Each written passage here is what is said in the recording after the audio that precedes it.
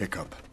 Dad, I have to talk to you, Dad. I need to speak with you too, son. I think it's decided time I you don't learn want to fight dragons. What? You go first. No, you go first. All right. You get your wish. Dragon training.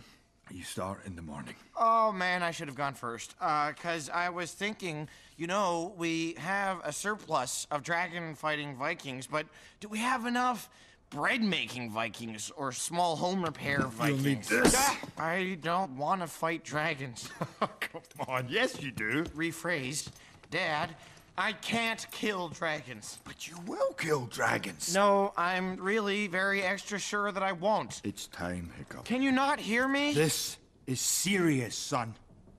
When you carry this axe, you carry all of us with you. Which means you walk like us, you talk like us, you think like us. No more of this. You just gestured to all of me. Deal? This conversation is feeling very one-sided. Deal? Deal.